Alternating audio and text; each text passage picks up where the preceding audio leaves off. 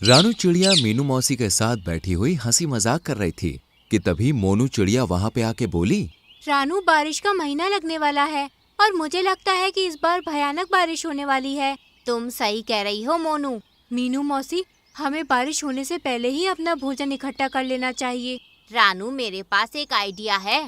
कैसा आइडिया? क्यों ना इस बार हम तीनों मिलकर भोजन एकत्रित करें। इससे काम भी जल्दी हो जाएगा और बारिश के महीने में किसी को खाने की दिक्कत भी नहीं होगी। तुमने तो ये बात करके मेरा दिल ही जीत लिया मोनू।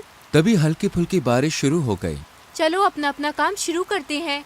रानू, मीनू और मोनू भोजन एकत्रित करने लगी। रानू और मीनू खाना इकट्ठा करने के लिए बारिश में भीगती हुई जंगल के दूसरे छोर पर जा रही थी कि तभी उनकी नजर मोंटू मोर पर पड़ी, जो कि हल्की फुल्की बारिश में नृत्य कर रहा था। रानू तुरंत जाकर मोंटू मोर से बोली, देखो, मुझे लगता है इस बार बारिश बड़ी ही भयानक होने वाली है। नृत्य करने से कहीं ज्यादा अच्छा है कि तुम बारिश में बचने का ठिकाना तलाश करो। रानू सही कह रही है मोंटू मोर। मैंने सुना है कि तुम्हारे पास रहने के लिए घर भी नहीं है। रानू और मीनू की बात सुनकर मोंटू मोर घमंड से करता हुआ उन दोनों से बोला, अपने काम से काम रखो तुम दोनों। अरे जब जंगल में वर्षा होती है तब मोर नृत्य करते हैं। मुझे मत सिखाओ कि मुझे क्या करना है। मोंटू मोर की बात सुनकर रानू और मीनू उड़ती हुई वहां से चली गई। तभी एक पेड़ से ब्लैक बर्ड उड़ती हुई वहां पे आ पहुंची और मोंटू मोर से बोली, तुमने बिल्कुल सही किया मोंटू मोर। वैसे भी रानू और मीनू खुद को इस जंगल की मालकिन समझती हैं। वो मुझे सबक सिखा रही थी, मैंने उन्हें सीधा कर दिया। मोंटू मोर की बात सुनकर ब्लैक बर्ड उड़ती हुई वहां से चली गई और एक तालाब के किनारे बैठकर अपने आप से बोली, मूर्ख मोर। रानू और मीनू सही कह रही थी। मेरे जंगल के पक्षी भी कितने मूर्ख हैं। तभी ब्लैक बर्ड की नजर तालाब के पास पड़े हुए एक लाल सेब पर पड़ी, जो कि सुनहरे रंग की किरणों से जगमगा रहा था। इतना सुंदर सेब तो मैंने कभी नहीं देखा। ये तो बिल्कुल सोने की तरह प्रतीत हो रहा है। ब्लैक बर्ड उड़ती हुई उस सेब के पास आकर बैठ गई। तभी उस सेब के अंदर से एक आवाज आई, मैं एक जादुई सेब हूँ जो हजारों वर्षों में कभी कभी ही धरती के सेब से जन्म लेता हूँ। तेज बारिश के बीच अगर कोई मुझे जमीन पर फेंकेगा और वो जिस घर की कल्पना करेगा, मैं उसी घर में परिवर्तित हो जाऊंगा। वह घर तेज बारिश में सोने की किरणों से चमकेगा। यह सुनकर ब्लैक बर्ड आश्चर्य से बोली, वो घर कितना विशाल हो सकता है? वो तो तुम्हारी कल्पना शक्ति पर निर्भर करता है। ठीक है, अभी तो तेज बारिश नहीं हुई है, परंतु अगर तेज बारिश हुई और मुझे तुम्हारी आवश्यकता हुई तो मैं यहाँ पर जरूर आऊंगी। इतना बोलकर ब्लैक बर्ड वहां से चली गई। मगर अगले दिन आसमान काली घटा से घिर गया और दिन में भी अंधेरा होने लगा और भयंकर वर्षा प्रारंभ हो गई। मोंटू मोर, जो एक दिन पहले नृत्य कर रहा था, वो घबराया हुआ डरा सहमा झाड़ियों में बैठा हुआ था कि तभी ब्लैक बर्ड बारिश में भीगती हुई वहां पर आ पहुंची। क्या हुआ मोंटू मोर? तुम ऐसे डरे सहमे क्यों बैठे हो? क्या बताऊं ब्लैक बर्ड, मुझे रानू और मीनू की बात मान लेनी चाहिए थी। ना तो मैंने खाने का इंतजाम किया और ना ही मेरे पास सर छुपाने के लिए कोई घर है। अब मैं क्या करूं? मैं तुम्हारी मदद कर सकती हूँ। ब्लैक बर्ड मोंटू मोर को जादुई सेब के बारे में बताती हुई बोली, मैं वो सेब यहाँ पर ला सकती हूँ और तुम जिस घर की कल्पना करोगे वो सेब उसी घर में परिवर्तित हो जाएगा और तुम्हारा घर पूरे जंगल में सबसे अधिक सुंदर होगा। परंतु मेरी एक शर्त है। कैसी शर्त? उस घर में तुम केवल उसे ही प्रवेश करने दोगे जिसकी इजाजत मैं दूंगी। मुझे मंजूर है।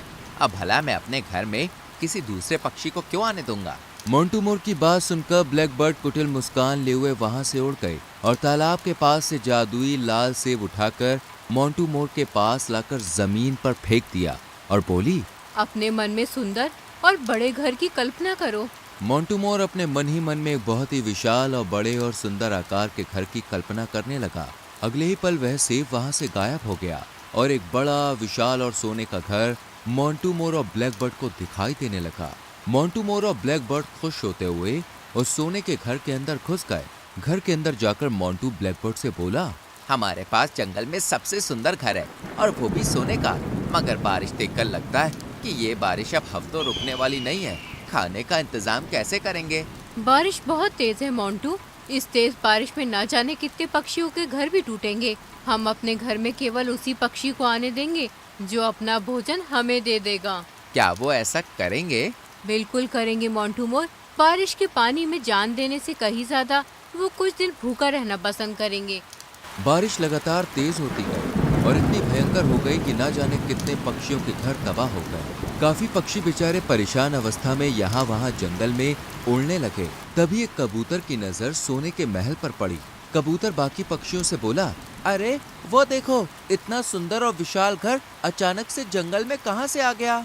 काला कौवा कबूतर से बोला, ये घर तो इतना विशाल है कि जंगल के सारे पक्षी इस घर के अंदर रह सकते हैं। चलो चलते हैं। कबूतर और काला कौवा बाकी पक्षियों के साथ जैसे ही उस सोने के घर की ओर गए, तभी उस घर से बाहर मोंटू मोर निकल आया और घमंड से अकड़ता हुआ कबूतर से बोला, ये घर मुफ्त में रहने के लिए नहीं है। क्या मतलब है तुम्हारा? अरे ये घर मेरा है और मैं इस घर में केवल उसी पक्षी को आने की इजाजत दूंगा जो अपना सारा भोजन हमें दे दे। अगर हम सारा भोजन तुम्हें दे देंगे तो फिर हम क्या खाएंगे? मोंटू मोर के बोलने से पहले ब्लैक बर्ड गुस्से से काले कौवे से बोली, हमें इससे क्या मतलब कि तुम क्या खाओगे? इस घर में रहने की केवल एक ही शर्त है, या तो अपना भोजन दे दो या फिर इस भयंकर बारिश में भीगते हुए मर जाओ। इस घटना को दूर से मोनू चिड़िया काफी देर से देख रही थी। मोनू चिड़िया तुरंत रानू और मीनू के पास जाकर उन्हें सारी घटना बताने लगी। मेरी तो समझ में नहीं आ रहा, आखिर मोंटू मोर और ब्लैक बर्ड ने इतना सुंदर घर और वो भी सोने का इतनी जल्दी कैसे बना लिया? कल मैंने ब्लैक बर्ड को जंगल के उस तालाब की ओर जाते देखा था जहाँ पर कोई नहीं जाता, और ब्लैक बर्ड अक्सर ऐसी जगह पर ही घूमती रहती है। हम भी उसी तालाब के पास चलते हैं, मुझे विश्वास है हमें वहाँ कुछ न कुछ जरूर मिलेगा। मोनू चिड़िया की बात सुनकर रानू चिड़िया, मीनू मौसी और साथ में मोनू चिड़िया उड़ती हुई उसी तालाब के पास पहुँच गयी। वो तालाब के पास पहुँची ही थी कि तभी मोनू चिड़िया की नजर एक काले सेब पर पड़ी। मोनू चिड़िया आश्चर्य से रानू और मीनू से बोली, इस तरह का काला सेब तो मैंने कभी नहीं देखा। तभी उस काले सेब के अंदर से एक आवाज आई, मैं एक चमत्कारी सेब हूँ। मैं हजारों वर्षों में धरती के सेब में जन्म लेता हूँ। मेरी खासियत ये है कि अगर कोई भी मुझे उठाकर तेज बारिश में फेंकेगा और अपने मन में जितने भी बड़े घर की कल्पना करेगा, मैं उसी घर में परिवर्तित हो जाऊंगा और मेरा घर तेज बारिश में टूटेगा भी नहीं। मेरा मिट्टी का घर सोने के घर की तरह कमजोर नहीं है।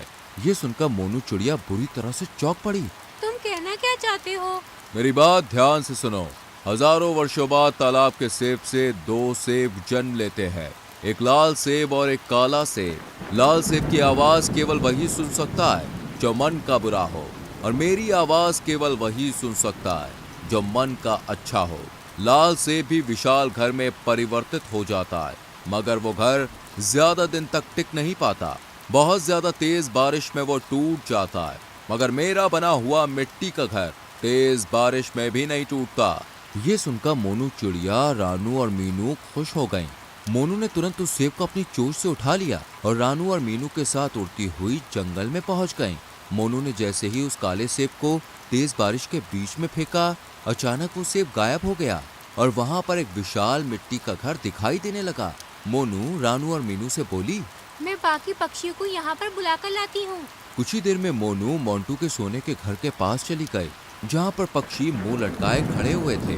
मोनू उन सब पक्षियों से बोली, तुम्हें ब्लैक बर्ड और मोंटू मोर की बात मानने की कोई आवश्यकता नहीं। तुम लोग मेरे साथ आओ। मेरे पास इससे भी बड़ा घर है। भले ही वे सोने का नहीं है, परंतु वो टूटेगा नहीं। इनका सोने का घर तो कुछ पता नहीं कि कब टूट जाए। मोनू की बात सुनकर सारे पक्षी मोनू के साथ चले गए और सेब के विशाल घर के अंदर ही रहने लगे। इधर मोंटू मोर और ब्लैक बर्ड अकेले रह गए। वो सब मूर्ख थे मोंटू, तुम देखना उन्हें वापस यहीं आना पड़ेगा। मगर वो वापस आ जाए तो सही रहेगा ब्लैक बर्ड, नहीं तो हम इस सोने के घर को क्या चाटेंगे? हमारे पास खाने का कुछ भी नहीं है। तभी वो सोने का घर टूट के गिरने लगता है। मोंटू और ब्लैक बर्ड तुरंत सोने के घर से बाहर आ गए। अचानक वो सोने का घर ढह गया। ये देखकर मोंटू बुरी तरह से घबरा गया और ब्लैक बर्ड से बोला, मैं तो जा रहा हूँ मोनू चिड़िया से माफी मांगने, हो सकता है कि वो मुझे माफ कर दे। इतना बोलकर मोंटू मोर मोनू के सेब के घर के पास चला गया। मोंटू मोर को देखकर मोनू सब समझ गए। तभी वहाँ पर ब्लैक बर्ड भी उड़ती हुई आ गई। ब्लैक बर्ड मोनू चिड़िया की ओर देख के बोली, हमारा सोने का घर टूट गया है। बारिश बहुत तेज है, हमें भी अपने घर पर रुकने की पनाह दे दो। तुम दोनों केवल एक ही शर्त पर हमारे घर पर रुक सकती हो। कौन सी शर्त? जब तक तुम दोनों हमारे घर पर रहोगे, घर की साफ सफाई तुम करोगे। मतलब साफ है, तुम दोनों नौकर बनकर ही हमारे घर पर रह सकते हो। ब्लैक बर्ड और मोंटू मोर के पास मोनू चिड़िया की बात मानने के अलावा और कोई चारा नहीं था। वो दोनों चुपचाप नीचे नजरें करके सेब के घर के अंदर चले गए और मोनू चिड़िया मुस्कुराती हुई मीनू और रानू के पास आ गई। जंगल के सारे पक्षी अब सुरक्षित थे क्योंकि मोनू का सेब का घर बहुत ही ज्यादा विशाल था। तो दोस्तों, कैसी लगी आपको हमारी ये कहानी? अगर कहानी अच्छी लगी हो तो वीडियो को लाइक कीजिएगा, चैनल को सब्सक्राइब कीजिएगा और हाँ, कहानी अपने दोस्तों के साथ शेयर करना तो बिल्कुल मत भूलिएगा। मैं आपको मिलूंगी अगले वीडियो में किसी नई कहानी, नई सीख के साथ। तब तक के लिए बाय बाय।